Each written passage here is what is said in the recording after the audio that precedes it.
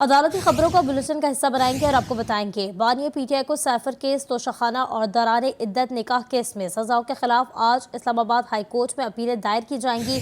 اپیلوں میں فیصلے کالعدم قرار دینے اور سزائیں معطل کرنے کی استدعا کی جائے گی۔ بیرسٹر علی ظفر نے کہا تھا کہ سائفر کیس میں انصاف کے تقاضے پورے نہیں ہوئے بلکہ ان کی دھجیاں اڑا دی گئی ہیں۔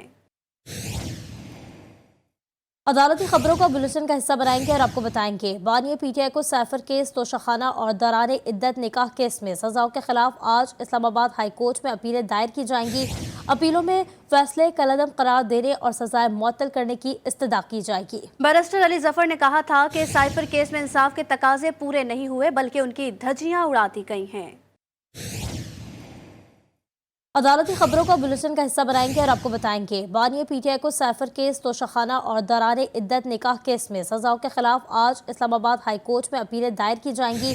اپیلوں میں فیصلے کالعدم قرار دینے اور سزائیں معطل کرنے کی استدعا کی جائے گی۔ بیرسٹر علی ظفر نے کہا تھا کہ سائفر کیس میں انصاف کے تقاضے پورے نہیں ہوئے بلکہ ان کی دھجیاں اڑا دی گئی ہیں۔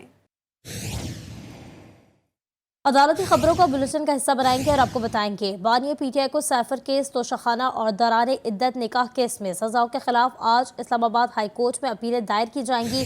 اپیلوں میں فیصلے کالعدم قرار دینے اور سزائیں معطل کرنے کی استدعا کی جائے گی۔ بیرسٹر علی ظفر نے کہا تھا کہ سائفر کیس میں انصاف کے تقاضے پورے نہیں ہوئے بلکہ ان کی دھجیاں اڑا دی گئی ہیں۔